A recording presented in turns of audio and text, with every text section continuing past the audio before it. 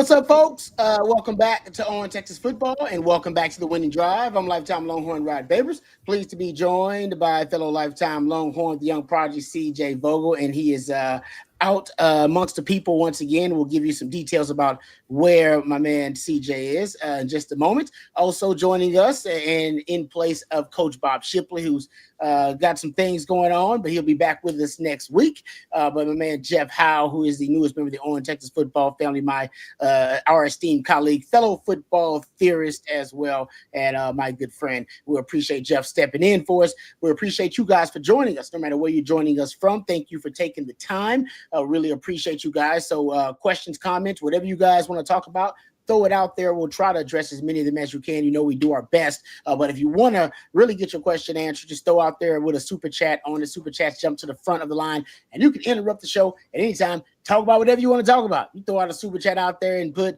Caitlin Clark and Angel Reese on it, and CJ will give you a hot take about it. That's what we do. All right. That's why we got the crew here. So we appreciate you guys no matter what you're doing. We'll get into I want to talk a little bit about Sark's doing the rounds. He did of course, the interview with Third and Longhorn. Thank you guys for supporting it. We really appreciate it. It's been doing really, really well. But he also did an interview with Always College Football with Greg McElroy, and he's talking about that defense a little bit. So he's got me excited talking about some of the little things that we're going to see on defense, and something Jeff's been talking about, even that's relating to the evaluation and recruiting realm, about what they're looking forward to, or at least the future of what this Texas defense could end up looking like and evolving into. So we'll talk a little bit about that. There's also the couple of items that I want to get into, potentially Directors Cup. They were at least the Directors Cup standings, if you will. We know Texas won it, but to see where everybody else kind of finished, they released, I think, the top 30 in Directors Cup standings. We'll talk a little bit about that. The coaches retreat, the UT coaches retreat, is happening or just ended or something like that, because CDC put out a photo of all the coaches of all the sports. They have a retreat somewhere and they hang out all together and talk about, excellence and greatness and all those things and exchange ideas.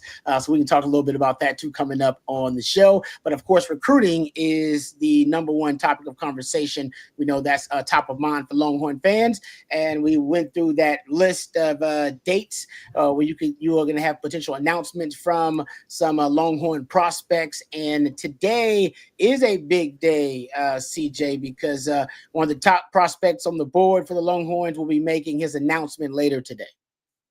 Yeah, Xavier Crowell, the four-star running back out of Jackson, Alabama, will be deciding in about 3 hours from now. 6:20 is the time that he put out. I bet that actually comes around 6:30 or so. Texas, Alabama, Auburn, Georgia are the four teams in the final consideration. Right now, I think it's between Texas and Alabama. Texas has been in this fight for quite some time. They offered actually the same day as Alabama back all the way January 31st, 2024. So it's been a good 17 months or so since Texas and Alabama originally joined in the race for Xavier Crowell. He's been to campus 5 times. And look, I don't want to say that Texas is not in this one, because they are.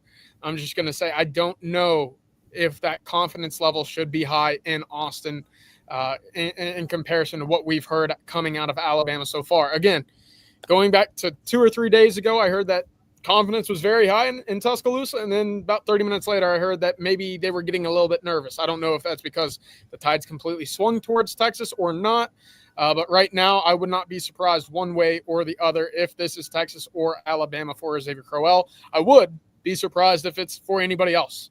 But yes, Crowell does start a run of about 17 prospects that Texas brought in for official visits in the month of June that will all be making their decisions over the next 2.5 weeks. Thank you, Matthew, for the list. But it's quite a doozy. So if you like fireworks, stick around for not just the 4th of July, but the week before and the week after, because there's going to be plenty on the recruiting trail. All right. Now, this may be a good omen for Texas potentially in the Xavier Crowell recruitment, because one of the members of the On Texas family, Joshi, I believe in the chat, has just announced that he just had a baby. Yeah. I was like, am I reading this right? What's going on here? Congratulations, Joshi. That is fantastic. Yeah. Very cool. Congratulations. That is awesome. I don't know if he's joking here or not. I'm not sure. says boy's name has been decided. His name is Major Manning. I don't know if that's real or not. I don't know. I need to hear Joshi. I need to hear wifey give us the confirmation on that. Oh no, it's a great name. I love the name now. I love the name. The name is fantastic, but make sure wifey's on board with that before you take that to the people with the birth certificate and everything else. But congratulations, that is awesome.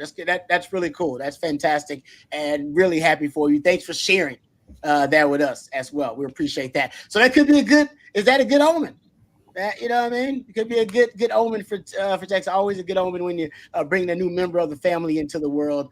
So I don't know what. So where are you, CJ? Just aside from kind of what you're hearing, I want your gut feeling as someone who's been, of course, following the recruitment and has been, in touch with the latest kind of the latest rumors and conjecture on the trail. How do you think this thing is going to land for Texas? In terms of Xavier Crowell, I still lean Alabama just a little bit more than Texas. Again, would love to be wrong here, but we didn't hear a whole lot. At least I didn't hear a whole lot coming out of his June 6th official visit. That's obviously a good thing or a bad thing, right? You always expect that these visits go well. You didn't hear any negatives, obviously, but you didn't know if it moved the needle a whole lot. All you know is that following his Alabama visit on June 20th, he was ready to shut things down. Normally that lands towards the team at the final visit and from the in-state. Of course, Alabama was perceived to be the leader in the spring as well. So we'll see. Again, it's probably 65-35 Alabama. I don't know if those odds have changed at all from last night for me, but that's probably where I land at the moment. Do we believe that? I mean, so let's say Texas doesn't get the recruitment. All right, let's just have that hypothetical conversation. I don't want to put out bad vibes. Do you start to get concerned about running back, the position of running back in the recruiting cycle for Texas? Jeff, I'll throw that one to you. Is that a concern, considering a lot of their top prospects at the position would be indeed off the board? I wouldn't say I wrote off Xavier Crowell a while ago, but I've just kind of got it in my mind, like preparing myself, like, yeah, this is probably not a recruitment Texas is going to win. So from that standpoint, I've kind of prepared myself for the disappointment. Yeah, it is a concern, Rod, because this is a position now where now you've got to start over from scratch. Like you're starting at square one. It's a unique opportunity for Chad Scott to be able to go into the dead period. Let's assume we're assuming Xavier Crowell picks Alabama. Yeah. It's a unique opportunity for Chad Scott to go into the dead period and really reassess the board because, he got out and about during the spring evaluation period and really figure out, okay, who are kind of the 3 to 5 backs in the state, in the country that we can identify. Or there's also the chance too, I'm less inclined to think KJ Edwards would flip just because the nature of Carthage kids was, you come out of Scott Surratt's program, you make a commitment more often than not, you're done. Like it's signed, sealed, and delivered. That's the school you're going to end up at.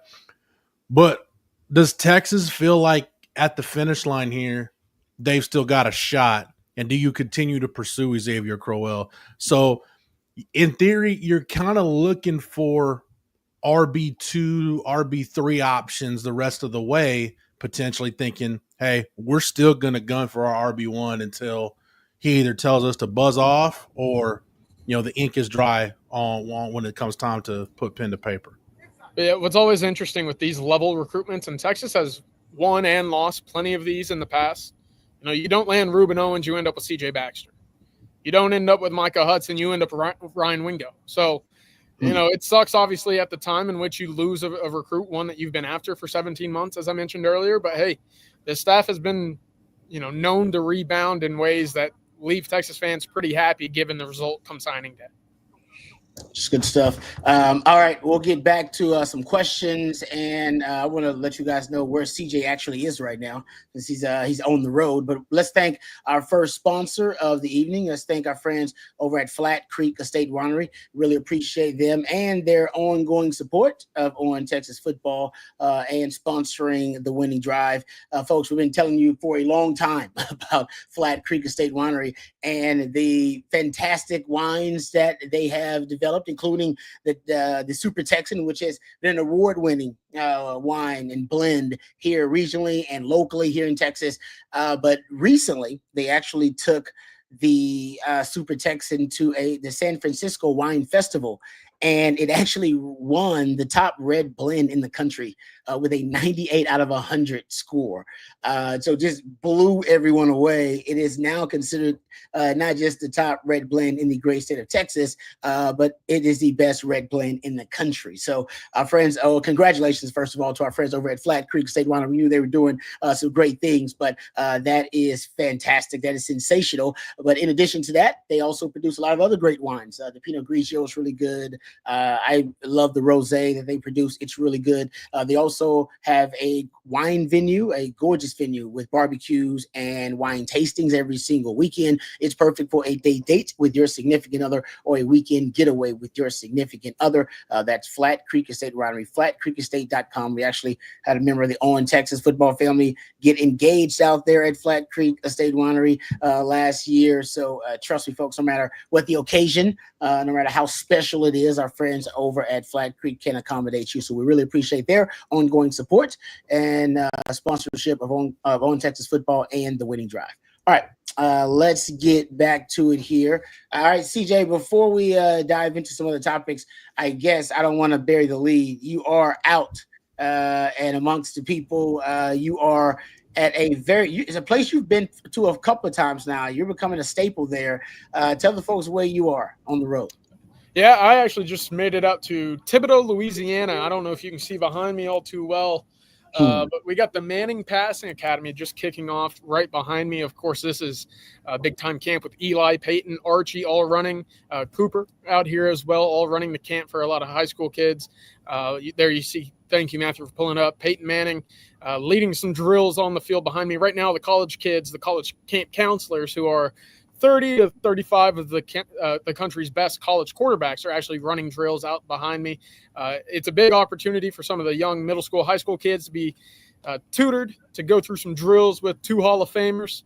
And then also you see a big opportunity for some of the big college quarterbacks to be tutored by Eli and Peyton and a number of college coaches as well. So it's a pretty cool deal. I'll be looking forward to seeing Arch in action a little bit later. I actually don't think he's out there right now. At least I haven't seen him in the 20 minutes since the quarterback started throwing, but I'm excited to see him. Of course, we put it up on ontexasfootball.com earlier today. Plenty of top talent in the country. Cade Klubnik. You look at Drew Allard, John Mateer. I mean, you name a big quarterback, they're probably here. Austin Novosad represented from the Austin area as well. He's in attendance, so I'm really excited for what this week has in store.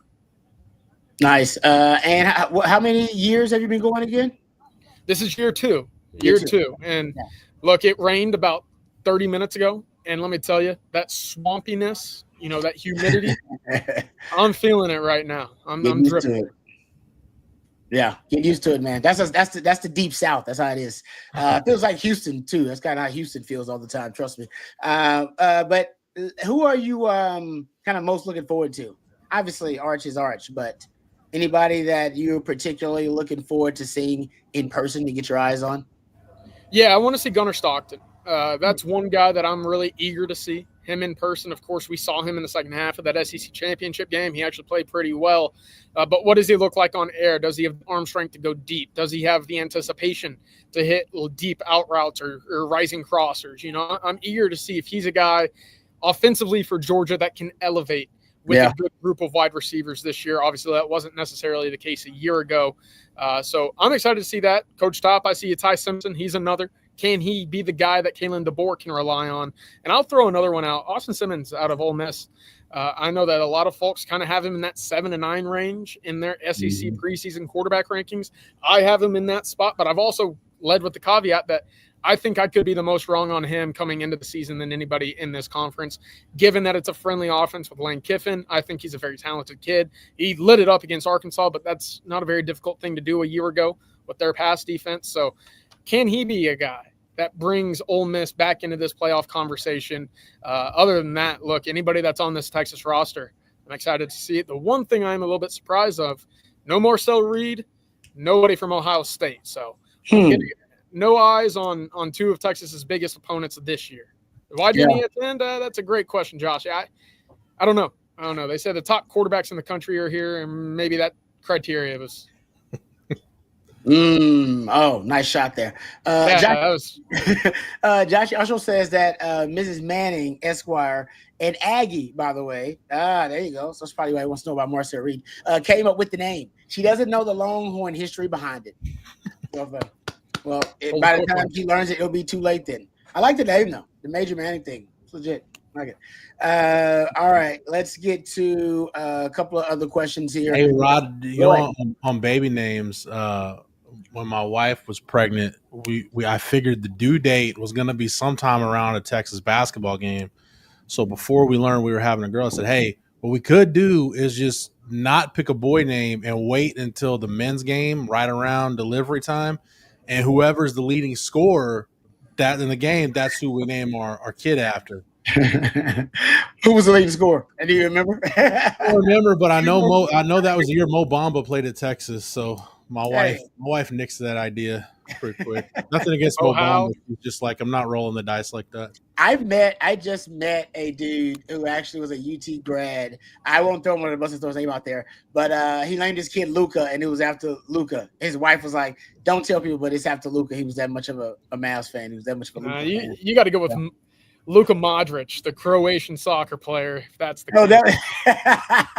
That's what you could throw out there. But hey, man, it doesn't matter what the inspiration is. It's all good. Mo Howell. My daughter is Monroe, so she could be a Mo. There you go. Mo. I like that. If she's good at sports, then we'll definitely start calling her Mo. That'd be how that goes. Mo Bamba Howell.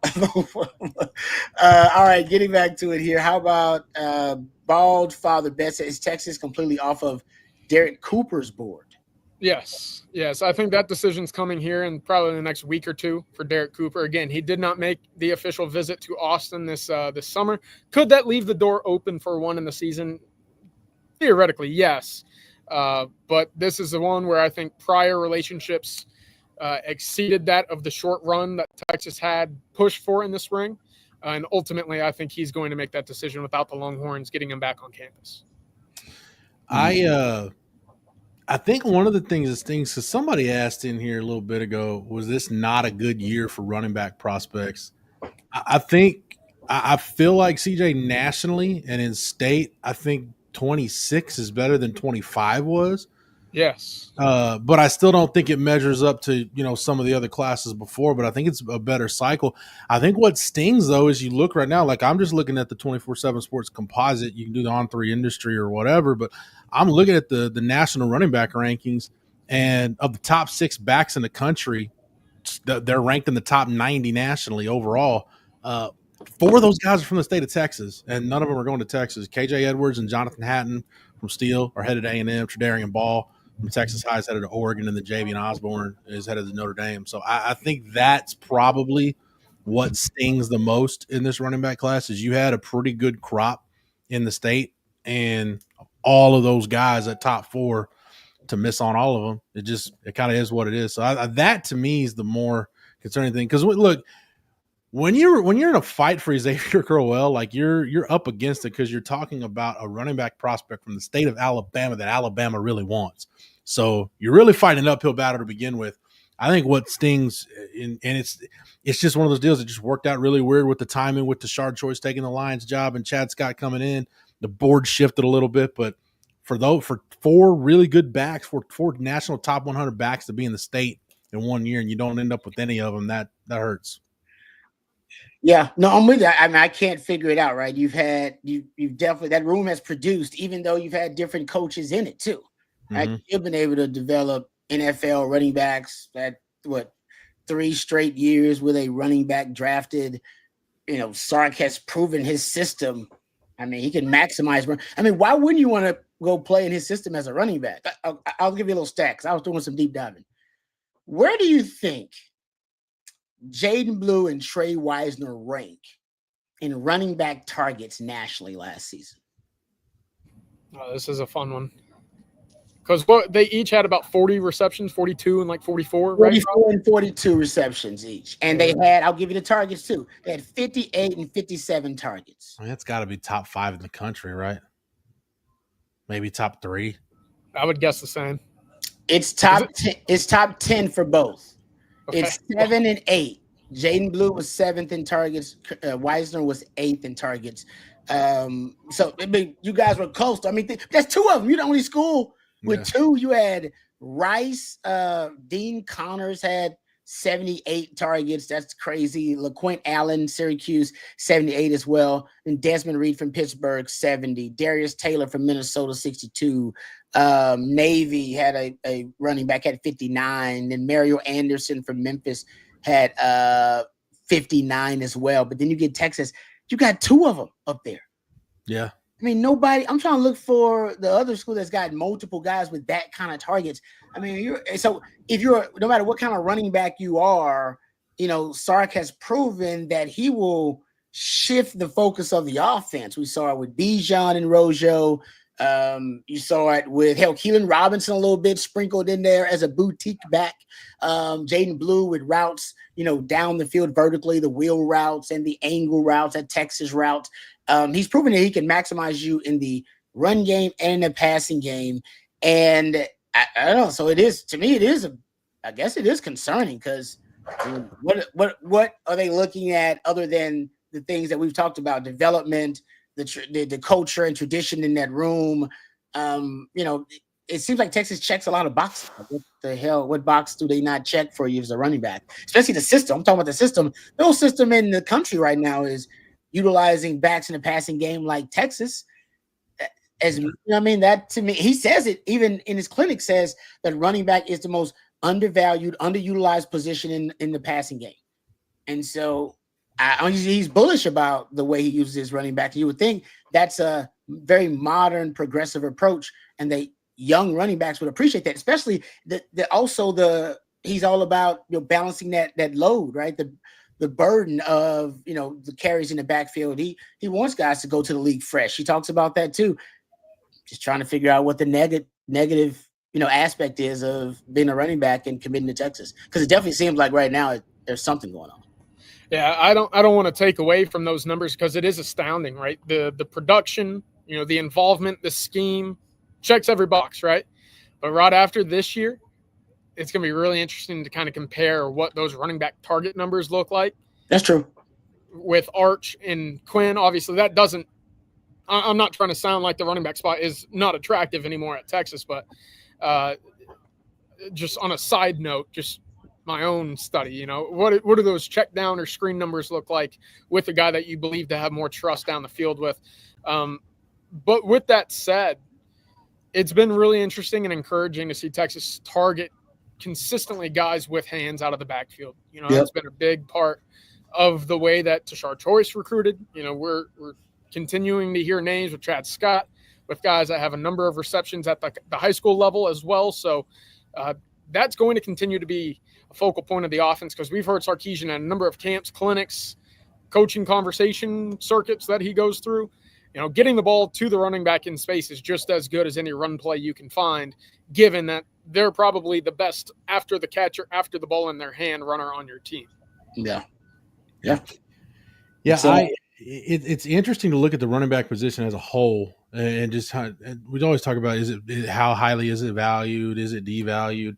I just broke down on the site. I did a piece over at ontexasfootball.com yesterday, basically riffing off of Pete Prisco at CBS Sports, that his top 100 players in the NFL. You know, Rod, 6 running backs in the top 50. I mean, when you think about quarterbacks and edge rushers and those premium positions that are going to dot the top of that list, for you to have 6 running backs in there, and I mean, they're all rifling in there. Saquon Barkley, Derrick Henry, Jahmyr Gibbs, Bijan Robinson at 39, so props to Bijan for making the cut. Christian McCaffrey and Jonathan Taylor. So the running back position still has value, and all of those guys, probably with the exception of Derrick Henry, are all guys that can have a big impact on the game in the passing game. So, it's not a schematic thing why guys wouldn't want to come play for Sark. I think, like a couple other positions, that depth chart at Texas isn't really inviting right now if you're a running back.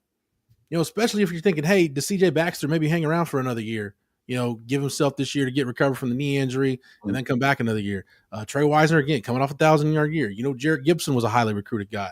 Christian Clark is in there. They brought in James Simon. So you start looking at the path to the field, guys, and it's like if you're seriously looking at it, you're like, man, it could be a minute before I get my chance. Whereas if you go to some of these other places, you might have a chance to get on the field earlier. So it's more than just one factor at play here as to why running back is just a little off kilter in this cycle. And, if Xavier Crowell does end up picking Alabama, then, hey, look, if he picks Texas, pretty much, I'm not going to say everything we talk about is moot, but you feel a lot better about the position, obviously. Yeah. But I think it proves, Rob, that in recruiting, relationships still matter. And Chad Scott it's not his fault, but he just got to Texas at a really weird time where your board was set. You had an idea of where you were going, and then Tashard Choice gets an opportunity and leaves, and then you kind of get dumped into this spot where, hey, can you go manage this board that we've spent a year almost before you got here cultivating? So he got Texas back in it with Xavier Crowell. He got under the table with Derek Cooper. So I think probably did the best he could under the circumstances. To the point you brought up about Pete Prisco's, and I'm going to get back into that a little bit too about the premium positions and stuff, because I think you wrote up a piece at OwenTexasFootball.com, which you guys, if you're not already over there, you should be an OTFOG. $39.90. Boom. There you go. See, Matthew beat me to it. See my Charlie Strong finger there? You see that? See my Charlie? Look at that. Look like Charlie Strong finger right there. Charlie Strong finger. Charlie Strong finger. OTFOG for just $39.95. You can get a year subscription to the site. And like I said, the stuff we talk about here, it made a fraction of what is covered at the actual site. Like that's where the insiders put all of their great notes and all the nuggets. CJ, Jeff, Bobby, Jerry, Blake Monroe. So all the stuff is there, but you can get it for just $39.95 for the next year. And it's going to be a hell of a year. I think we all know that. So check it out for yourself and use that code OTFOG. But we'll get back to that piece you wrote over there, Jeff. But you brought up the running back, 6 of them in the top 50. The running game is making a comeback in football, like period. Because of the two high shell coverages, having 2 deep safeties in the quarters coverage, teams are deciding, well, if we got a light box, I'm just going to hand it off and run the ball. Plus the added dimension of the quarterback run game, which the quarterback run game, I believe for the first time the last couple of years in the NFL, you've had more design runs than scrambles from the quarterback position. All right. So the quarterback run game is, if you got a light box already with 2 deep safeties, and then you add a +1 element with the quarterback run game, I mean, you truly leave the defense at a hell of a disadvantage. Yeah. So with the 2 high revolution, offenses are starting to just run the football. So it's in the NFL, running backs making a comeback, right? Your Saquon Barkley, Derrick Henry, Jahmyr Gibbs. And I think at the college level, it never really went away. But I think more than ever, I think they're more impactful than they've ever been in the game. They're running, in my opinion. It's pretty interesting after watching the NBA draft last night, Rod, and to see the way the game kind of goes in waves. Because all we've talked about over the last 10 years or so since Steph Curry lit it up in 2015, 2016 was 3-ball, 3-ball, 3-ball. You got to maximize your efficiency, go out there, get every 3-point shooter, spread the floor. You don't know how many like 7-footers were drafted last night in the NBA, how many big centers that can control the paint. And obviously they're athletic enough to stretch the floor, maybe not to the point where they're splashing threes, but the return to the center was kind of the theme last night. Yeah. And it's interesting because that obviously was something that was top of mind having watched the draft last night.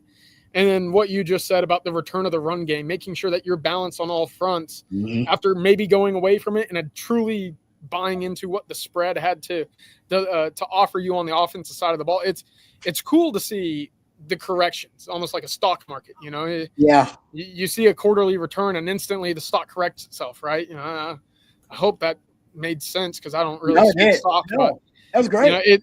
It's cool to see it in live time and pick up on the trends before obviously the next season begins. Yeah, that's how you're just getting old. When you've been able to, you've been watching sports long enough to identify the trend, because they take a while, right? That takes like 10, 12, 15 years for you to see it. And then you go, hey, it's actually happening. We were just talking about the 3-ball taking over, but now you see the evolutionary adaptation for teams having to counter that, and that's happening with the run game, right? It was the air raid and the spread offense and the spread revolution, and now they say we are in. They say they call it post spread. I don't like that. I like Jeff Howe's term. We're in the hybrid spread era. Post spread era will have fullbacks back. Like that'll be post spread. We come cyclical, like CJ's talking about, like fashion. Like we all just come kind of full. So now we're going back to, hey man, the centers. There's more emphasis on. Let's get the big men back involved. Very skilled big men. Hell, I grew up watching basketball with the most skilled big men you could have out there, right? David Robinson, Hakeem Olajuwon, Patrick Ewing. Everybody had the big skilled big men, right? Rick Spitz. Like everybody had a skilled big man like that inside that could help you kind of dominate the paint. And we went away from that. Now I'm just old enough to kind of watch it, maybe potentially come back. And I remember when the running backs were the featured identity of every offense, the run game and the running back. And they were the most important, arguably the most important position on offense over quarterback. Like I remember that. That's crazy. Yeah. And now that people would laugh at you if you said that. I'm not saying it'll ever get back to where the running back is more of a key component than quarterback, not at all. But I think we are getting back to more of a value of the running back position. Remember, at one point, people were talking about it shouldn't be drafted in the first round, and it was been devalued to one of the most devalued skill positions in the NFL, and it still is. But I do think now, at least the smarter offensive minds realize, no, I need quality running backs who offer a ton of versatility. Sark is on, I think, on the record for saying that his running backs, like the running back touches, often determine the identity of his offense. Yeah. You remember that quote he said back in the day? Like how they get the football determines the identity of the offense. And he's kind of right? Your zone is going to be power, screen game, or you're going to get him a lot of catches in the passing game early on with swing routes and down the field routes. Kind of makes sense, but I don't think Sark is one of those minds that's devalued or underappreciate the running back position. He appreciates it more now than ever. Yeah, and Tennessee Longhorn, I saw asked the question in the chat, who's the Bijan level running back we have? That's another thing you need to remember. You don't have one. No. Rankings be damned. There may be 5-star guys out there. There's only one Bijan Robinson, and he's in Atlanta. We were very fortunate to have him here for 3 years and watch him, but you ain't got a Bijan Robinson. And it may be a really long time, if ever, that you see another one like him. Yeah. I mean, those are generational guys, right? That's that was a generational talents at running. We've had great running backs, and they still ain't been as good as Bijan. I mean, that's just the reality of it. So, all right, thank you for that. We got a couple of super chats. Let's dive into them. Jay Lee says, we have a crowded young running back room and 2 guys, Baxter and Wisner, who we have no clue if they will be here next year or not. We don't need a 5-star running back this cycle. Okay. He said, and also with those out there, Jay says, can we get a Coach Brolin update? I'll go back to the running back thing real quick. And on that, super chat, Jay. What's that, Rod? I said thank you for the super chat, Jay. Sorry. Just going back to the running back thing real quick. You don't 5-star is we'll put that term aside real quick. Every year, you should determine, hey, we think this guy is the top running back in the country, or let's say one of the top 3 to 5 backs in the country. You should make it a requirement in your recruiting class that you go get one of those guys. Like Rod, I mean, just spell it again. Rod just detailed why the running back is so important in Sark's offense. So you should make it a point to, hey, if we've evaluated these guys as the top 3, top 5 backs in the country, we got to go get one of those guys, whether they're a 5-star or not. So I think it's more about your top target rather than where they're ranked per se in terms of getting that granular. Yeah. Yeah, it's fair. You don't know if they will be there or not. That's why you try to go get the best available, right? Texas has done it at every position, essentially. The big thing for me is it's probably best for both of those guys if neither return to Texas next year. And again, it's one of those things that's, for the life of a running back, the quicker you get to the NFL, the longer your career essentially is because of the life of a running back, the wear and tear on it. I don't know. I think if you eclipse 500-600 yards for CJ Baxter this year, I'd be out the door. I'd be saying, hey, I might not have lived up to the 5-star coming into my Texas career. I know injuries obviously played an unfortunate part of that, but I got to think about myself and my career in the NFL. Obviously, that's the dream. Mm-hmm. If I'm Trey Wisner and if I come close to 1,000 yards again, I'm gone, right? Because that's about 2,000 yards in 2 years. Not many SEC running backs do that, let alone running backs in the country. So I definitely could envision a 2026 roster without both of them. Yeah, that's a good point. You got to look at the running back position different these days. Whether you're advising someone like an agent or someone like that, or if you're a running back yourself, you got to get paid for those reps as soon as possible. I'll double down on CJ's point, Rod. If they're both gone, if neither one of them is on the 26 roster, probably means Texas got back to the semifinals, if not got over the hump. That's true. That's a good point. That means both of those guys rushed for at least 600 yards. Yeah, and I think for CJ Baxter, it's more of having that kind of close to the season that we talked about, where I know Sark's got his plan and the medical staff has their plan. Great. Well, I got my plan. I'm just giddy at the idea of getting like to the Arkansas game at the end of the season and then just unleashing a fresh CJ Baxter on college football at that point. I would, yeah. No, it is. It's a great idea. And you can just let Trey Wisner be your starter for the first half and then CJ Baxter kick it in for the second half of the season. I love that approach. All right, let's actually, we got another. We got a couple of. Actually, Jay Lee, I believe, he said Coach Brolin equals Coach Shipley. They look alike. Okay. Sorry, Jay Lee. I did not get the Coach Brolin thing. I apologize. I was like, Coach Brolin up there. I was like, all right, I don't know. I didn't get it either. So my apologies, Jay Lee. Went right over the head. Thank you for the super chat. No, Coach, actually, I think it was like kind of a vacation that he had planned for a while. With the missus and some family friends, and so I'll let Coach. He's got to speed up. Yeah, I'll let Coach tell you where they went. He told us where they were going, but I don't want to put Coach's business out there. I don't know if he wants to throw it out there. So when Coach is back, Coach is fine. When Coach is back, he does. He does. That's a good point, Jay. He does. I ain't gonna lie. I know, but it's about this. I guarantee you, Matthew's working on a side-by-side shot of Coach Shipley and Brolin, but he does kind of favor him. That's a good point. But I'll let Coach tell you where they went. I think he went on just vacation. Coach will be back with us. So we appreciate Jeff stepping in. And thank you, Jay.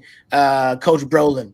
Another nickname for Coach Shipley. Got to get that out there. Coach Thanos says CV. All right. Thank you guys for the super chat. Let's thank our friends over at Von Lane before we continue and get back to some of your questions and a couple other topics. We all know that it is a bit of a hassle, very stressful trying to get to the major Texas cities, get to Houston and DFW, get to San Antonio, and to get to Austin. And it's a bit of a toss-up. Do you deal with the airport chaos and hope your flight isn't delayed? Or do you brace yourself for hours behind the wheel, battling traffic and burning an entire day of productivity, dealing with road rage? Well, there's a third option, and it's better in each and every way. It's our friends over at Von Lane. You arrive at a luxury hotel terminal, no TSA lines, no long-term parking lots, just a seamless boarding experience that takes minutes, not hours. You settle into a plush leather seat, hot towel, pillow, and blanket are at arm's reach. Your attendant offers complimentary snacks, beverages, and on select trips, a full meal. And if you need to relax, you can lean back and enjoy the ride. And if you want to stay productive, there's high-speed Wi-Fi and power at every seat. And so while you're unplugging or powering through, the Von Lane team will be monitoring traffic in real time using smarter routes and efficient detours to keep your trip smooth and on schedule. And now is the perfect time to plan your fall travel. Booking is open through September, so whether you're headed to a college football game, a weekend getaway, or a business trip that needs to be done right, Von Lane makes the journey part of the reward. Von Lane serves Austin, Dallas, Houston, Fort Worth, San Antonio, and in the Southeast, Atlanta, Nashville, and Memphis. Visit vonlane.com. That's VONLANE.com. Use the code OTF25 to save $20 off your first ride with Von Lane. That's Von Lane Elevated Regional Bus Transportation. And we really appreciate their sponsorship and support of On Texas Football and the Winning Drive. Love Von Lane. I've taken it several times myself. My wife has taken it. She's a big fan of Von Lane, and you will be too. All right, let's get back to the questions. Marco here says, Jeff, when it comes to recruiting rankings, how are close ranking spots determined? For example, what separates the number 15 player who is a DB from the number 19 player who is an offensive lineman? It could come down to when you're, and I'll be honest, it's been a long time since I've been involved in the rankings process and those meetings on those calls. And I'll say this, 24/7's got a really good deal right now with Cooper Patagna and Andrew Ivins and that crew doing the rankings. They got a really good handle on it. It comes down to things like, just from what I know, it could come down to, hey, maybe this offensive tackle has, arms that are just a hair shorter than you. They're a really good player, but maybe just a hair shorter than like what the NFL would like. So maybe you put that DB over him. So it's, once you get into the 5-star conversation, you're getting really, really granular and really, really into the nitty gritty about arm length and closing speed and ball skills. It just, basically you're looking at it like how an NFL general manager would put together a big board for the draft. That's pretty much how you're doing your rankings now. Okay. All right. Now, and thank you for the question, Marco. CJ is, I believe, getting ready to get going. Yes. So thank you, CJ. We appreciate you taking the time. And can't wait to get those nuggets, man, from the Manning Passing Academy. Thank you, brother. Be safe. Yeah, appreciate it. We'll have it all over at ontexasfootball.com as well. We'll be hearing from March tomorrow morning, so stay tuned to the YouTube a little bit later on as well this weekend. So we should have a good one. Jeff, Rod, Matthew behind the scenes, thank you very much, and you'll have a great weekend. All right, hydrate, CJ. Stay hydrated. Thank you, brother. We love my man CJ working hard for us, trying to get them nuggets. So go to OwenTexasFootball.com. You can get some great info there, and CJ's working hard for the people. I like David Keith Williams here, Rod. David Keith Williams says, I'm monitored 24/7 on 3 ESPN and Rouse, but the recruiting rankings I trust the most are my own personal rankings. I trust David Keith Williams' rankings too. Hey, DK Dub. It's been a minute. I feel like DKW ain't been around for a while. So I know. Good to have you back, DKW. Yeah. Recognize when you're in the chat. Always feels a little bit better. Okay, let's get to some more questions here. Let me get to Freshwater Cajun here. Says, independent of Crowell, with Sark's success with running backs and Sark's track record in recruiting, what is your confidence level that Sark will get a running back that he wants by signing day? Like I said, it's good.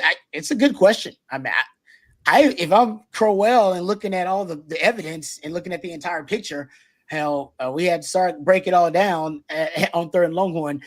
I hope that I'm trying to be unbiased here, but I would choose Texas as a running back. But I get it. There are other opportunities out there for young people, but it's interesting. Sark's got a really good track record with running backs. He talks about it all the time, by the way.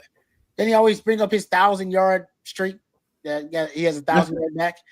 And I didn't think he'd get it last year. I'm not going to lie to you. I was like, nah, I don't know if he's going to get it with all the injuries. Still kept the streak alive. What's your confidence level that he'll get the guy that he needs? He may not get the guy he wants. He'll get the guy he needs by signing day. Supreme confidence. Freshwater Cajun, and here's why.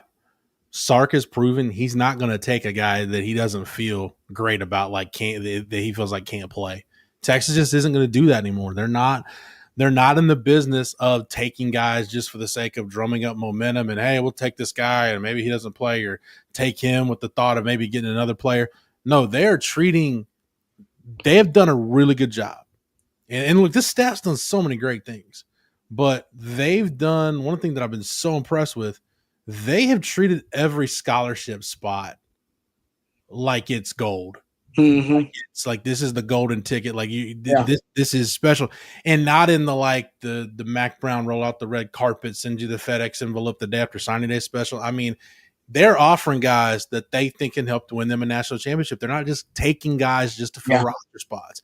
And I've seen that done at Texas before. And I've seen Texas go get a guy like, hey, let's take this guy thinking it's going to help us with this guy. Now, sometimes you end up with doing that and, you end up with Deontay Foreman. But, sometimes you end up with, hey, you took DeMarco Boyd to get Chris Boyd. It didn't work out for DeMarco. Chris ended up being in the NFL, but Texas isn't doing stuff like that anymore. And where I'm really fascinated, Rod, to see where it shows is now that the NCAA has codified the house settlement roster numbers. Now you're working with 105.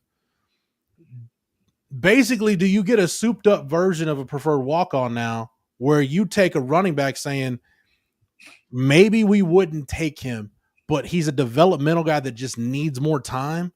So let's basically treat like your last 5 to 7 scholarships kind of like an NFL practice squad.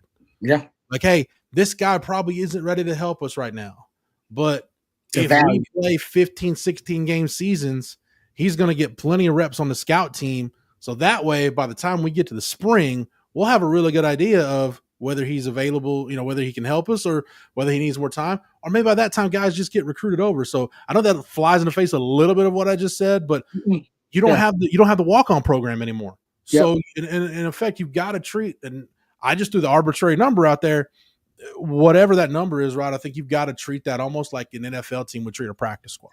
I love that because to me, and Sark talks about it all the time, right? Comparing it to the NFL, that's what NFL roster building is all about finding value.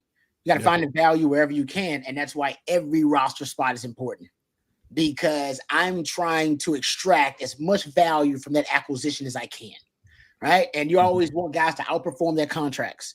Well, we're basically in that situation now where you need guys to kind of outperform their whatever their value is on the roster. It's not necessarily a salary cap, but guys, there will be revenue sharing.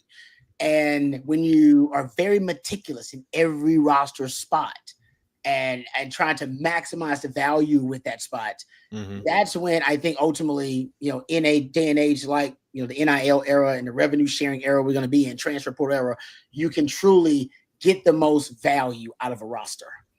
And Texas is going to be paying a lot of money for their roster. I don't know what it is. I ain't saying it's $40 million. They're going to be paying a lot of money for it. But I think you can get value in a lot of places. And one of the places where you get value, like you said, that kind of practice squad, like you were talking about, essentially where, let's take that guy. He's got a really, really high ceiling. We're going to get him on the cheap now. And I literally mean cheap with dollars because they got to pay guys now. It's like, hey, that guy will be projected to be a guy that can be, an NFL caliber player. But right now we can get him cheaper. And that's what the NFL is all about. Yeah. That's why they love undrafted free agents who can make a roster. Yeah. That's why they love late round picks who can make a roster because they're cheaper. I mean, your guaranteed money in the NFL cuts off in the second round. Right now, a lot of second round picks are holding out actually in the NFL. They're trying to change it because the guaranteed money is cut in half in the second round. That's why Bill Belichick, guys like that would love second round picks. Actually, some teams prefer second round picks over over late first round picks. They're like, no, I don't want a late first round pick. I'd rather have second round pick because they're cheaper. And I can get a first round talent because a lot of teams going to miss out on that player.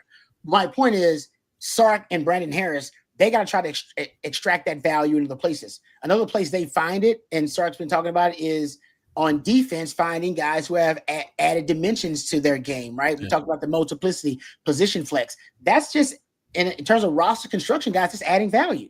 Because that's a guy that can play multiple positions. So it helps when there are injuries, helps you manufacture depth. It also can help you in developing a player to get your best 11 guys on the field.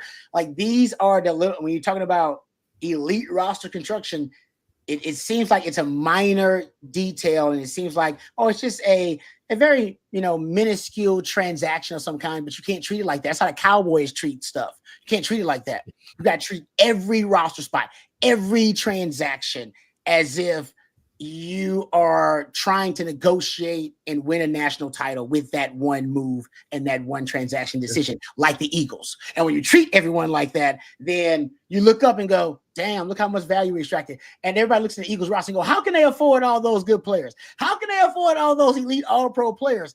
Go look at how they build the roster. It's all about value, getting the value where we can. Even the cash over cap thing, they spend a lot of cash. Cowboys don't want to spend cash, and don't get into too much NFL stuff. But you spend a lot of cash. Cash in any industry, cash gives you a discount.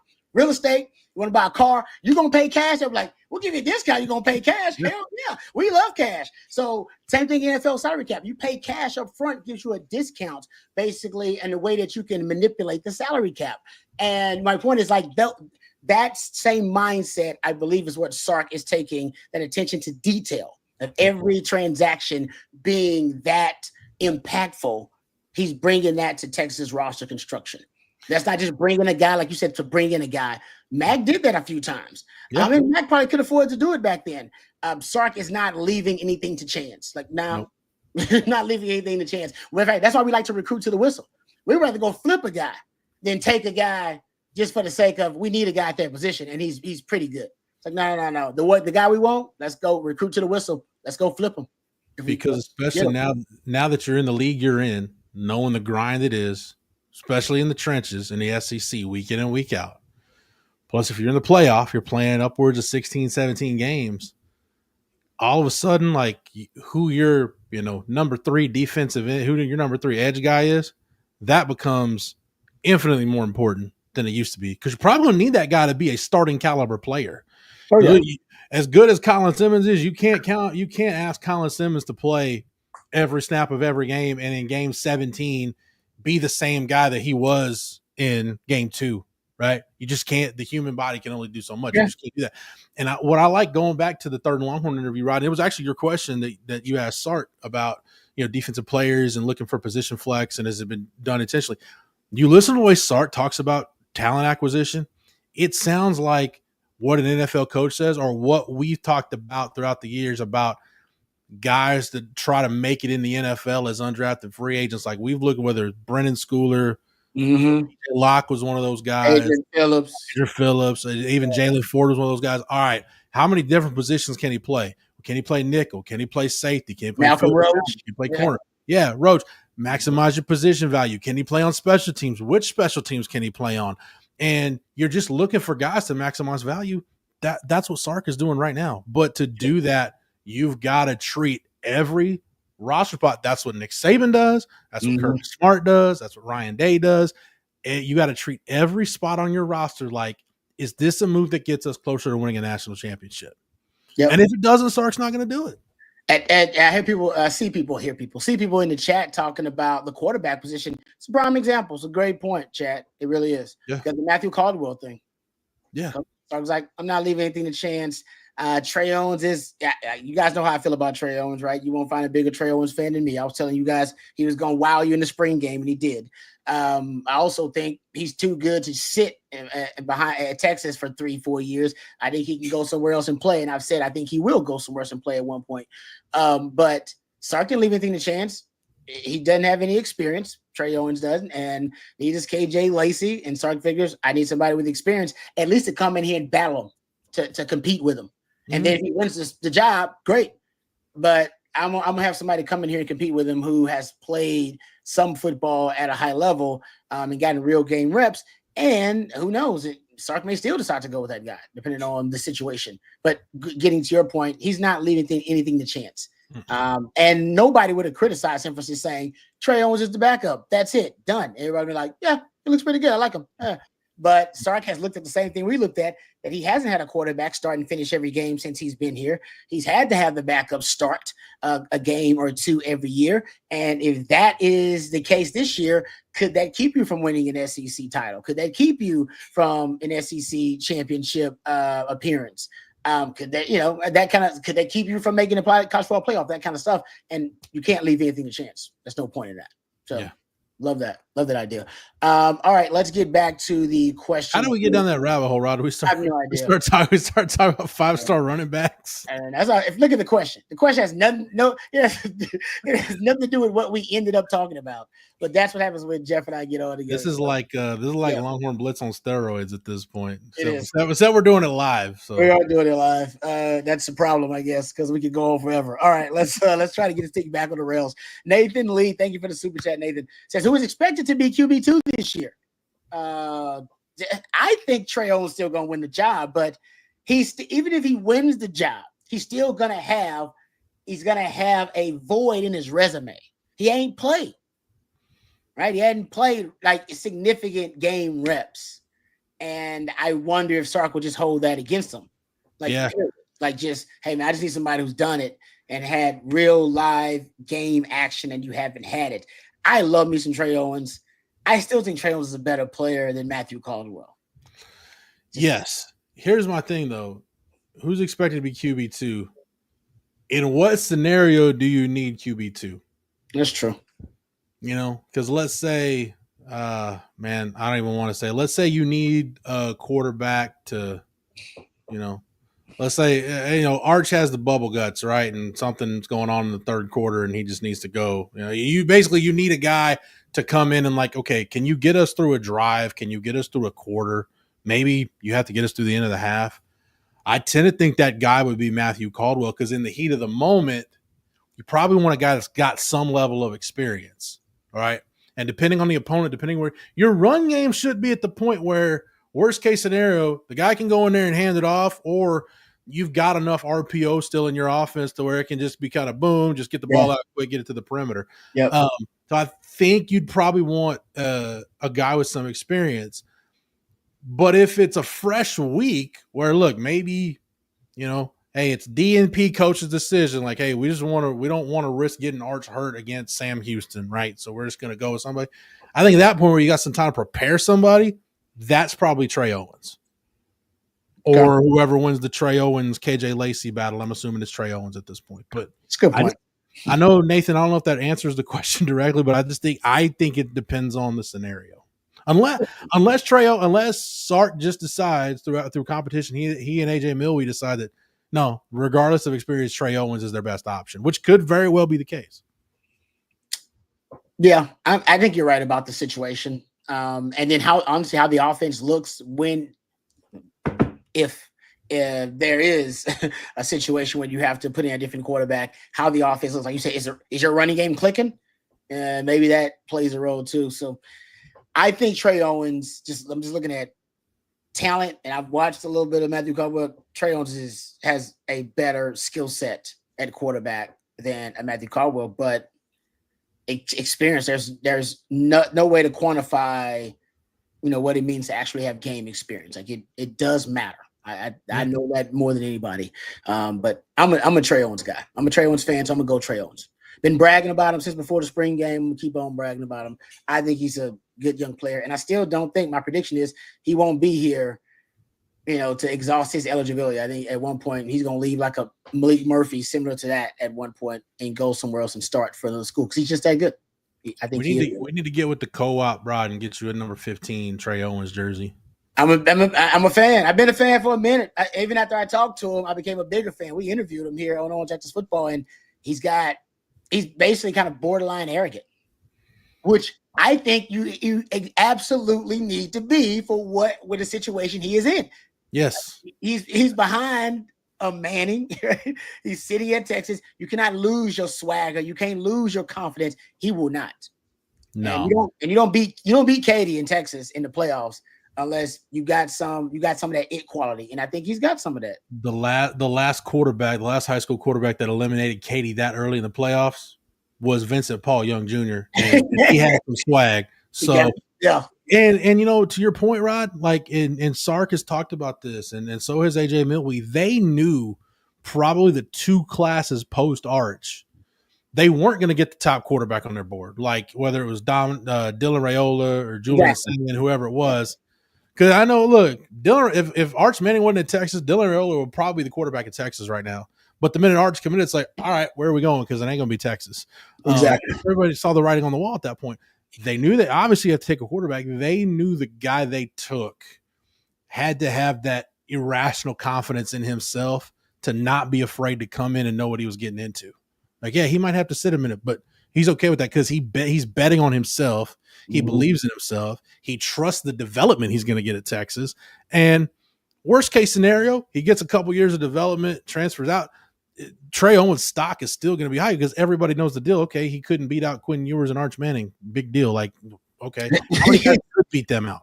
So, yeah, his stock is still going to be high. But yeah, he and KJ Lacey both. I think Texas checked the boxes they wanted to check, which they needed talented guys that were good enough to be the starting quarterback at Texas, but had to have something special about them, knowing what the circumstances were that they were walking into. Yep, no doubt. I mean, we've seen that. Guys who get sandwiched in between special – Chance Mock is kind of one of those examples. Real good quarterback, got sandwiched in between two really special quarterbacks too at Texas himself. All right, let's get to a couple of more questions here. Thank you, guys. Oh, CB, and we should acknowledge this. It's Stevie Lee days from the kickoff against Ohio State, 65 days. Thank you. Appreciate that, CB. I didn't even think about that. Stevie Lee. Shout out to my man Stevie Lee, my former teammate. Love you. And also remember the On Texas football family. So Stevie's like my brother. Stevie gets 2 days because he wore 2 numbers at Texas. He wore 93 and 65. So he gets So like my brother's birthday is in November. He was born on Thanksgiving Day, but if it's in a year where his birthday doesn't fall on Thanksgiving Day, he says he gets 2 birthdays. He gets his birthday, which may be on a Tuesday, and then he gets Thanksgiving Day because he's a Thanksgiving birthday. Nice. Yeah, that's not bad. Stevie celebrating 2 numbers. We'll call it the Thanksgiving birthday. You're right about that. Yes, this is true. I didn't think about that. You're right about that. Yeah, we might have to adjust our countdown here because Stevie Lee's looking this up. Look at that. Yes. Yeah. I love filmed in Burnett, Texas, as if it would be filmed anywhere else. That is amazing. Oh my God. That is great. That is awesome. We gotta send that to Coach. That was great. I mean, they really do look alike. They look very much alike, actually. Now see them side by side. Matthew, was it No Country for Old Coaches? Is that what it was? Can you put that up real quick again? No Country for Old Coaches. No Country for Old Coaches. Why Matthew's the best. That's why he's the best in the business, Gus. I don't know what he's paid, but I know he's underpaid. That's what I know about Matthew. All right. It's great. Okay, how about this one? Kingley says, whose body has positively changed the most from last year? Oh, that would be good. The most. I remember looking at these guys, and the guy who I used to watch every year change, and this is not recently, but I want a guy like Baron Sorrell to me was like, his body would change like every offseason to me. Yeah. Like he would look different after every offseason. Like, so I'm just to King Me's point, I'm just saying the body transformation, it does actively happen. I think this year, the one I would be looking forward to the most is just to see, honestly, might be Colin Simmons to see how much his body has changed. Colin Simmons is freshman to his sophomore year. Yeah. Considering and Trey Moore is another one. Just these guys, I think they want to do different things with and move around. I wonder what they want the mass and the armor to look like on these guys when they potentially are moving them around and different things. And they want them to obviously keep their twitch, to keep their, the BGO, all that kind of stuff. So those are 2 guys that I'm looking at. Colton Vossick's another guy that I'd be looking at. I'll go back to the running back room. I think people will see a little bit different Trey Wisner this year. Oh, yes, right. Jason White. And I think people will see a different CJ Baxter than the last one they saw on the field. Yes, everybody was remarking that when they saw him at the softball championship that he looked like he had just been in the gym the whole time, just lifting weights. Like he can't run, so he's like, I have to go hang out and lift weights in the gym. And that he looked freakish. I'll say this too, King Me. I know Jerry's mentioned this. CJ has too. And I'll say because I've seen the guy a couple times and stood next to him and chopped it up for very, very briefly. This is the best I've seen DJ Campbell look since he's been at Texas. Mm-hmm. This is the best shape he's been in. He really, really worked hard on his body in the offseason. So DJ Campbell's another one that I think is going to look a little different. I like that. Yeah, another guy I think is going to look different. Like I remember just watching him. Remember like Ty Anthony Smith? Just because last year, literally every time with guys, I swear you don't know how many times I have to go back and rewind certain plays where I thought Texas had a different sub package on the field because he looked like a DB out there. The way he moves, and he's a 20-something number, he would just look like a DB. Like that's Ty Anthony Smith, and I wonder if he'll bulk up a little bit now. Now they want him to play in some of those. Well, I say more traditional roles at linebacker, but the way Sark is using his linebackers now. Matter of fact, this is the next topic I want to get into. The way Sark is using his linebackers now, that linebacker position, and he said it after spring. Bobby put up the quote, I believe. He said it's the position that surprised him the most in the spring was the linebacker, the depth of it, the versatility of it. And he was talking to Greg McElroy on the Always College Football podcast. And he started talking about defense. I think he just asked him a simple question about, hey, defense is supposed to be one of the best in the country, if not the best. What are your expectations for it? What's going to make it so unique? That kind of thing. I'm paraphrasing. And then Sark essentially started talking about the linebackers. And you've been on this for a while about the linebackers they're recruiting. They're looking for linebackers that also add a pass rushing element to their game, whether it be on the edge. I even said some of the guys they're looking for just are really good at timing out box blitzes from the second level as well. That's something, Brad Spence has done, but he's just let the cat out of the bag. And now he's talked about it several times now, probably his third time on the record with it. He talked about it on Third and Longhorn too. And even before that, he brought up the fact that Brad Spence is now working on the edge. He brought up, Anthony Hill working on the edge as a guy that's almost, got double-digit sacks. He brought up Trey Moore again and said basically the reason they moving Trey Moore around is so that they could force identification issues with opposing quarterbacks, and so they can try to get Colin Simmons and Trey Moore on the field at the same time. But essentially that is one of the goals of doing it. But he's talking about Brad Spence playing on the edge too. So he's talked about 3 or 4 linebackers basically that he believes can play off-ball linebacker and play on the edge. He brought up Anthony Smith and Young LaFau, but didn't necessarily bring them up as guys who play on the edge. But then brought up the fact that Colin Simmons has got to be also versatile. Yeah, be used at times in a outside linebacker role, if you will, instead of just always as an edge defender, always as a defensive end. And so, man, I'm telling you, the fact that he's revealing it means we know it's confirmed that they are cross-training and all that. We've got we theorized it long before it happened. We just got it on the record. Now he's confirmed it everywhere. But I think they're up to something. I think there's something that they may be trying to essentially experiment with that could be maybe not a third and long, because third and long is their NASCAR package. That's what they go at. And you third and long, they're going to throw NASCAR at you all day, every day. And first down, obviously, you're situated to stop rundowns. I think they're looking for something on second and long.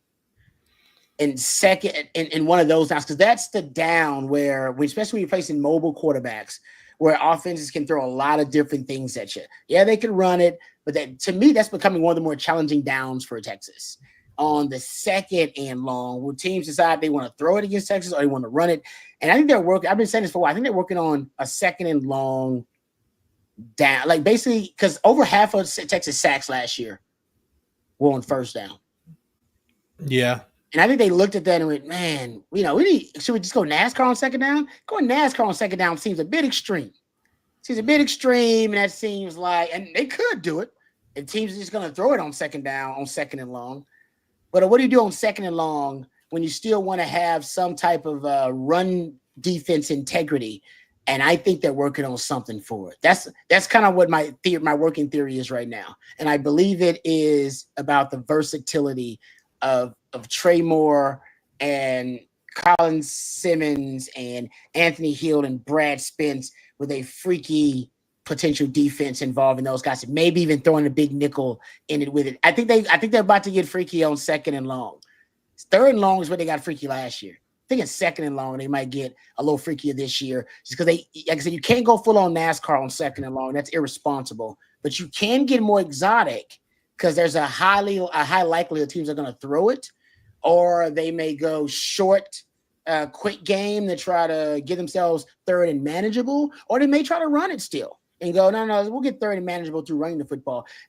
The playbook is wide open on second and long, and they faced a number of those last year. And I wonder, based on tackles for loss they got on first down or sacks they got on first down, and I think now they want to come up with a package to counter that. That's my theory.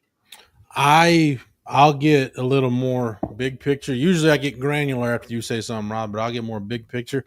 I think it's just a matter of how many disruptors can we have on the field at the same time?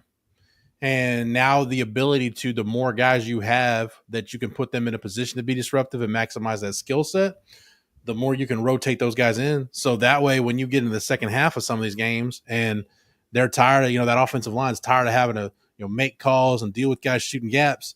The fact that you can potentially have, any combination of Colin Simmons, Brad Spence, Trey Moore, Anthony Hill, Ethan Burke, any combination of those guys, throw, Justice Terry, Lance Jackson in there too. If any combination of those guys relatively fresh in the fourth quarter of ball games, how's opposing offense going to compete with that? Oh yeah, no doubt. That's just I- you got too many fresh yeah. pass rushers. Yeah, I think that to me is just it's about, and I think it's probably we're seeing. You and I talked about, hey, what's the shift we're going to see from PK? What's the next schematic or philosophical evolution from PK? We know he's never going to be a really heavy blitz guy. He just hasn't been. He's not going to be. no. I think it's just about, okay, we can't count on, especially with as many new faces as you got on the interior defensive line, you probably can't bank on being as good against the run as you've been the last couple of years. So I think the safety net they're building is got to be more aggressive. Going back to your point a little bit, I think you've got to be more aggressive on first and second down. Force the issue to get them on third and long rather than, hey, we'll just stop your run and get you in third and long. No, we're going to force the issue to get you behind the chains, making splash plays in the backfield. Yep. I do think that's, I'm with you. I think that's, like I said, I don't know if that's the benefit, like the byproduct of it or the main focus of it, but I totally agree with you. There ain't no question about it. You're going to have so many different ways to apply pressure and so many different players to do it in a variety of different ways. Where the defense can't go, well, if he's lined up there, there's no guarantee that he's coming or that he's dropping, or, you know what I mean? They're not going to really be able to identify the trends with the Texas defense. I think that's part of it as well. And I'll say this, I think you're going to play a lot of mobile quarterbacks next year.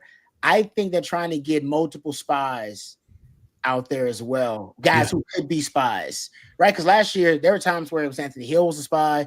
There are times where it was, how I said, LaFau as a spy, Colin Simmons. Trey Moore's a spy. Trey Moore's a spy. Yep. I think because they're going to play a lot of mobile quarterbacks. I mean, you're going to play like 4 or 5 mobile quarterbacks, like close to half of your games might end up versus mobile quarterbacks. I think they want a way to be able to not only confuse and discombobulate opposing quarterbacks, but they can throw 3-4 different potential spies at the quarterback, and they'll never be able to know exactly who's spying them. That freaks out mobile quarterbacks too, because they're trying to identify the spot of time so that they can scramble away from that guy. And if you've got, you've also got the luxury there too of, hey, could Jelani McDonald sliding down to play some nickel? Could he spy? Whoever's in your nickel, could they be just your regular nickel package? Could they be the spy? Hell, Michael Taft. Michael Taft showed last year he's a really good blitzer, blitzing from depth. Are you experienced enough at safety? And I think you are, to maybe rework your coverages to where Taft could be the spy on something. So that's, when you talk about the concept of spying, it's, to me, I don't like getting hung up on that outdated idea of, okay, this guy is your spy. No, offenses are way too sophisticated, and quarterbacks, even at the college level, are way too advanced in their thinking of, okay, what am I looking for when a defense is trying to spy me? Make it as hard as possible for that guy to identify from one snap to the next. Who's spying? Where's the pressure coming from? Just give him more information to process. And hopefully by the time he's done processing the information, Colin Simmons or Anthony Hill, one of your rushers, is right in his face and he can't get rid of the ball. Too damn late at that point. And DKW, he said, if Freaky is calling an all-out blitz with the potential for the offense to run a screen pass, I hope Coach Kwiatkowski does not get freaky. No, that's not what I meant. And Kwiatkowski, as Coach K, as Jeff said, he does not like to blitz. He's like bottom 20 blitz rate in the country. That's not really his MO, so he's not going to blitz a lot. What I meant by freaky is exotic looks. Thank you for those in the chat. I mean, like exotic looks. Like that's when Texas would throw out their inverted Tampa 2 looks. The 3 high looks they would throw out on those third and longs. That's when you got your NASCAR package. That's when they moved Jahdae Barron inside. Is they blitz a lot more of the DBs. He usually doesn't blitz at all that often, but then he will blitz actually DBs on third and long. So they get really exotic when they know you're in a predictable passing situation. But second and long isn't quite as predictable. Right, second and long is 7 yards or more to gain to get a first down. So second and long, you got second and 9, even second and 10. If I run the ball and get 5 yards, I'm at third and manageable. You know what I mean? So I think Texas wants a plan for that, but I also think it's about the mobile quarterbacks they're going to face, and to Jeff's point about applying pressure from a lot of different ways in a variety of different ways. Yeah. All right, let's get Cisco Diaz mentions, he said that Gilbo corner blitz is fire. Rod, I know you're not a fan of the corner blitz from the boundary. I am not. The Gilbo blitz, though, is the one from the slot. Now, I don't mind the slot. The slot is a good blitz. The corner blitz for Texas. When does it work, guys? Give me the last one that worked. Seriously. Now, the one that was supposed to work was Ryan Watts. Yeah. Yeah, exactly. On Bryce Young, it was perfectly called, perfectly timed. Everything about it was perfect, except he's a great player, right? Did they have one against Arkansas? Yeah, they've had something to work, but it's rare, guys. Considering how often they run, I think it's an automatic check a lot of the times. Yeah. Where it's like in terms of how close it is to the boundary and the receiver, and depending on the coverage they're in. I don't like the cornerback blitz. I just think success rate of it is too low. And every offensive player over there usually sees it coming. DBs, corners are terrible at masking and disguising the cornerback blitz. Now, some of y'all saying, what about Georgia? Yeah, what about Georgia? That's Georgia. Kirby Smart is a great damn teacher of football, especially on the defensive side of the ball. So it works for him. I like the slot blitz. That's what Gilbo does. The slot blitz, that works. Cornerback blitz, just terrible. How ballsy you have to be, Rod, to blitz from the field instead of the boundary? That corner blitz from the field. That is that is wild. Like I don't. That had to be if that happens, that's got to be a busted assignment. That's some man. You know what? If I think about it, we're getting way too into the weeds. I want to say the touchdown in the West Virginia game in 2018 leading up to the 2-point conversion where Will Greer spiked the ball into the wall, down and started that whole fiasco. I really think they blitzed. Anthony Cook was playing corner, and I really think they blitzed him from the field. I'm gonna have to go back and look at that now. I want to say they blitzed him. If they did, that is that's how you gave him a touchdown. I hope it was a busted assignment. I hope it was not a call play by the coach who's getting paid good money at the time. Right? I gotta go back. I think they brought Anthony Cook from the field. Talk about malpractice. That just would be terrible. All right, let's thank our final sponsor, our friends over at South Point Dodge, before we end the show today. Thank you to our friends at South Point Dodge. You can score an easy extra point this season when you get to the point with our friends over at South Point Dodge. South Point Dodge has over 600 vehicles in stock right now, including the all-new 2025 Ram 1500. Get the real deal today and drive away in the all-new Ram 1500, proven to last. Plus, right now you get employee incentive pricing. That means you pay what the employees pay with our friends over at South Point Dodge. That's right. You won't find a better deal than that. That's the real deal with South Point Dodge. You can go see them in person off of I-35, or you can go online, make it easy on yourself, and go to southpointdodge.com. Really appreciate them. No matter what you need, whether you need a car, truck, something new, something used, maybe you need a trade-in. Our friends at South Point Dodge are Austin's automotive everything. So head on over there today at southpointdodge.com. Thank you very much to southpointdodge.com and for being a sponsor of the Winning Drive. All right. David Williams says, Rod, I know you were a cornerback and not a safety, but would Taft, Jonah Williams, Derek Williams, Jelani McDonald be on the field together? Would that be freaky? That would be, and that could happen in dime. If you go dime, you can go with a 4 safety dime package if you want. And just put Gilbo and Malik Muhammad at corner. Boom. And go with just a real freaky dime package if you like. And I've talked about that too with Texas safeties. It's a strength this year. So that would be I'd call it the freaky dime for you, DKW. The freaky dime, if they put 4 safeties out there with that. All right. Thank you guys for all the questions and the participation. Really appreciate you guys and the super chats. Thank you to Matthew behind the scenes. He's a real MVP. Appreciate him coming up with the Coach Shipley and the Josh Brolin side by side. That made my day. Thank you to our sponsors. Thank you. No country for old coaches. Well done. We've already sent that to Coach Bob Shipley. So, we'll let you know what Coach Shipley has to say about that. Coach Brolin, as Jay would call him. Thank you very much to Matthew behind the scenes. That's why he's the real MVP. Thank you to our sponsors. Thank you to Von Lane, vonlane.com. Use that code OTF25 for $20 off your first ride with Von Lane. Thank you to South Point Dodge, southpointdodge.com. And thank you very much to Flat Creek Estate Winery, flatcreekestate.com. Thank you, Jeff. Really appreciate you joining us, man, and sitting in for Coach Shipley. Thank you to CJ, working hard for you guys out at the Arch the Manning Passing Academy, trying to get some quotes, some nuggets about Arch Manning and some of the best quarterbacks in the country. If you want those nuggets, go to ontexasfootball.com, OTFOG. That's the code to use. You need to become an OTFOG. Got lots of great stuff there. We only cover a fraction of it here on the YouTube channel. $39.95 for you say 1 year subscription to ontexasfootball.com. Use that code OTFOG. Thank you very much. Thank you to Matthew, and thank you to Jeff, and for all of our sponsors. I'm Lifetime Longhorn Rod Babers. Until next time, hook 'em horns. Welcome.